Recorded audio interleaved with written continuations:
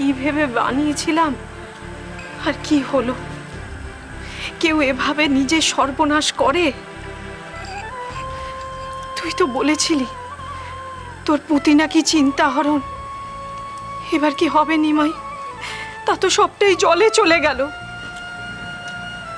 পায়েসটা কিন্তু দারুণ খেলাম মা। তোমার হাতের লাউয়ের পায়েস যেন অমৃত। আচ্ছা মা, তুমি আমাকে নিয়ে এত চিন্তা করো? আমি যখন ছোট ছিলাম আমাকে লেখাপড়া শেখানোর জন্য তুমি দাদু, মেশো, মামা কারো সাহায্য নাওনি। সব সময় নিজের মাথা উঁচু করে চলেছ। আমাকে মানুষ করার জন্য তুমি কারো কাছে কখনো হাত পাতোনি। তুমি না থাকলে এই পণ্ডিত বিশ্বম্ভর মিশ্রকে কেউ চিনতো না মা। আমি জানি মা, তোমার স্বপ্ন ছিল আমি শিরোমণির শিরোপা জিতব, খুব নামডাক হবে আমার, অনেক অর্থ আসবে। কিন্তু আমি তোমার সব স্বপ্ন, সব আশা গঙ্গার বুকে ভাসিয়ে দিয়ে এসেছি। কিন্তু জানো মা, আমার গুরুমশাই যে এই শিরোপা পাবেন তার জন্য আমার একটুও মন খারাপ হচ্ছে না, বরং আনন্দ হচ্ছে। শুধু তুমি আমাকে ক্ষমা করে দিও মা, ধরেই নাও না এটাই আমার গুরু দক্ষিণা।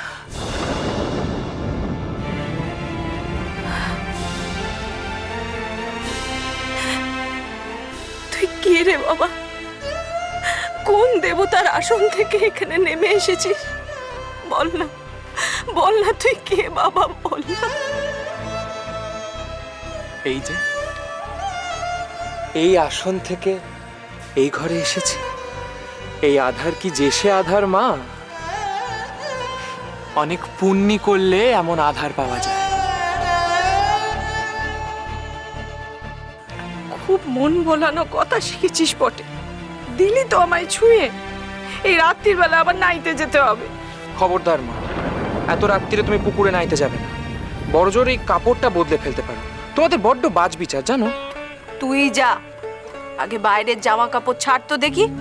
অনেক রাজ্য জয় করে ফিরেছিস।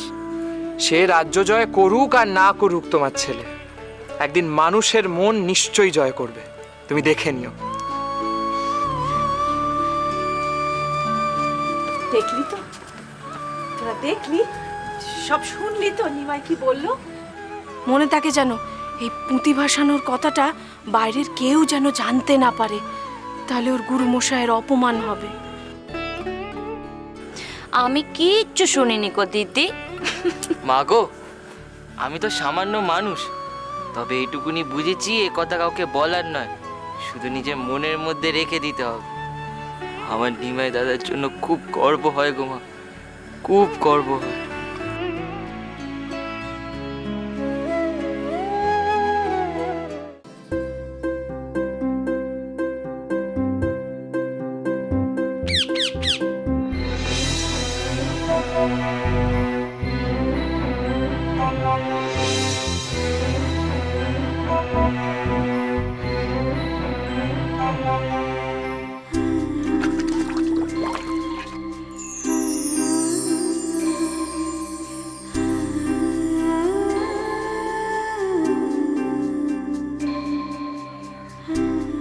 আমার রাধা,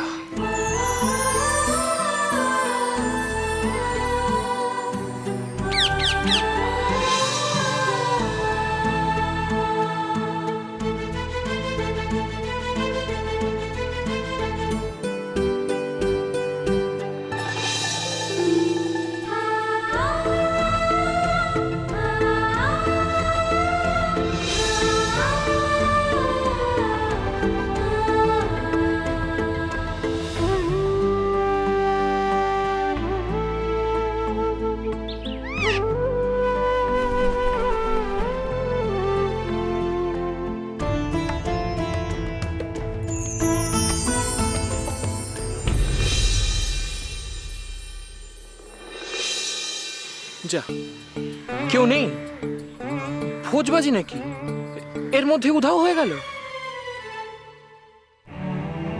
কি দেখছেন? আমাদের খুঁজছেন বুঝি?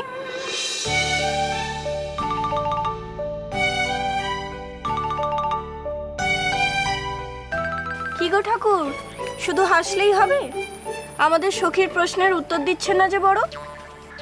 আসলে হয়েছে কি, একটা টিয়া পাখি এই গাছের ডালেই বসেছিল অনেকক্ষণ, বেশ অনেকক্ষণ ডেকেছে, তারপর দেখি হট করে উড়ে গেল।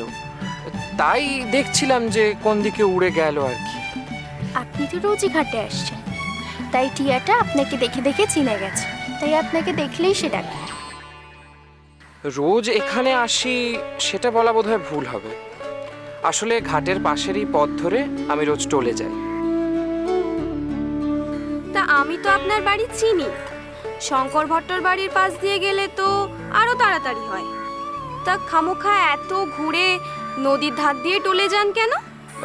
যাই কারণ সকালের মিঠে রোদ গায়ে মেখে এই গঙ্গার মৃদু হাওয়ায় হাঁটতে বেশ লাগে। শরীর মন সবই ভালো থাকে। আসলে শরীর সুস্থ রাখতে গেলে হাঁটা চলা খুবই প্রয়োজন। শুধু রোদ আর হাওয়ার টানেই আসেন ঠাকুর, অন্য কোনো টান নেই তো? ঠিক বলছেন। থাম তো, আর প্রশ্ন করিস না। দেখছিস পণ্ডিত মশাই একেবারে ঘেমে নে একসা। আমাদের সইকে দেখে নিমাই পণ্ডিত একদম ঘেমে নে একসা হয়ে গেছেন। না না, তা নয়, আসলে আজ সকাল থেকেই রোদটা বেশ চড়া, তাই আর কি। বুঝেছি। এই, তোরা এখানে দাঁড়িয়ে রঙ্গ করবে না বাড়িতে যাবে? আমি চললাম। একটু দাঁড়াও লক্ষ্মী, এত তাড়া কিসের? আজ মালা গাঁথবে না বুঝি? ও মাগো, নবদ্বীপের সেরা পণ্ডিত শেষে কিনা মেয়েরা ঘাটে বসে কখন কি করে তারও হিসাব রাখে। আমার মালা গাঁথা হয়ে গেছে।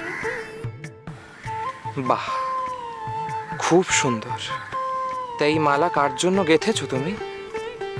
আজ শ্রীকৃষ্ণের জন্মবার, বাবা পুজো করবে, তাই ঠাকুরের জন্য মালা গেঁথে রেখেছি।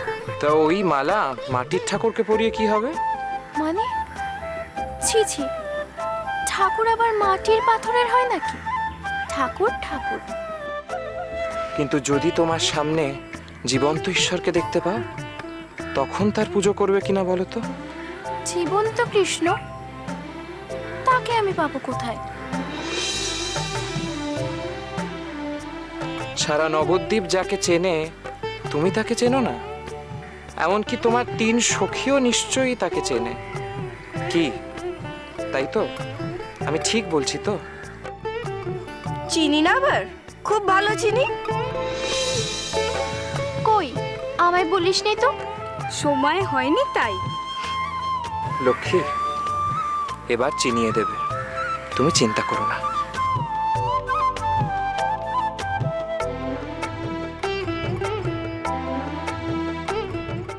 নদীর নিমাই, সোম থেকে শনি সন্ধে 7টায়, আকাশ রাতে।